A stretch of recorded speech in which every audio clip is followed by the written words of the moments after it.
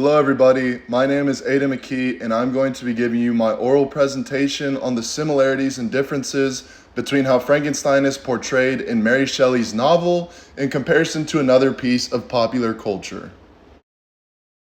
For my oral presentation, I will be comparing Mary Shelley's 1831 novel, Frankenstein, to the movie Frankenstein, which was directed by Guillermo del Toro and released in 2025. The movie has popular actors like Jacob Elordi and Christoph Waltz, who play the monster, and Heinrich Harlander, and are well supported by the other actors as well. My first similarity between the two tellings of Frankenstein is the use of narrative storytelling. In both the movie and the novel, the story is told through three lenses, which are from the perspectives of the captain, Frankenstein, and the monster. The ones that are focused on most are Frankenstein's narrative and the monster's narrative. In Frankenstein's narrative, we are able to see how he was raised by his parents when he was pushed to devote himself to experiments, and how he is unable to take responsibility for the things that went wrong in his attempt at creation.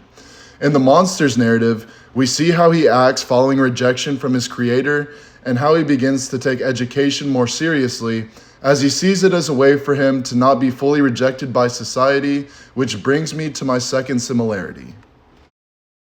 My second similarity is the role of the DeLacy family in Frankenstein's development. The DeLacy family plays a major role in the monster's development because of how they educated it both intellectually and socially. I say this because as the monster had watched the family for quite some time, he was able to learn things like emotions and family which he had not been exposed to. In both the movie and the novel, the monster first reveals himself to the blind father who helps educate it through the use of books, and the most important is Paradise Lost, in my opinion. While he gains education, the monster also shows a mutually beneficial relationship as he helped the family using his strength and not eating their food. However, also in both, the monster also sadly has a harsh departure from the cottage, which makes him isolated once again. Thank you. From then on, I became their invisible guardian, the spirit of the forest. And on occasion, they too extended small kindness towards me. Clothes, bread. And for a moment, a brief moment, the world and I were at peace. Although there are several similarities, there are also several differences that I noticed. The first difference I noticed was the role of Heinrich Harlander. Heinrich Harlander is a big difference between the movie and novel, as he does not appear in the novel, but is a major supporting character throughout the movie. This role is played by Christoph Waltz, and is the character who provides the money necessary for Victor's experiment to accomplish immortality. Because he is deathly sick, he pushes Victor into his research, which contradicts the novel, as Victor's only drive for this in the novel is his own pride.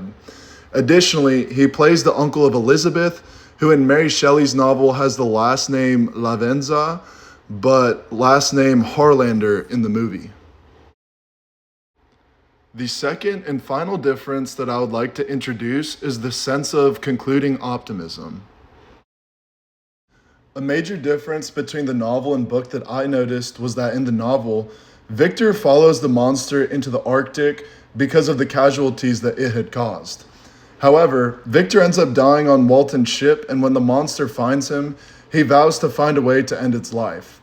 However, when the monster finds Victor on Walton's boat in the movie, Victor asks for and receives forgiveness from the monster. After forgiving Victor, the monster walks off into the sunset, which is a much more optimistic ending to a film that dove into the humanity of the monster more so, I believe.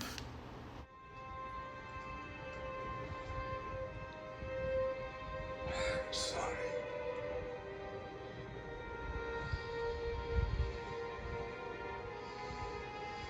Regret consumes me.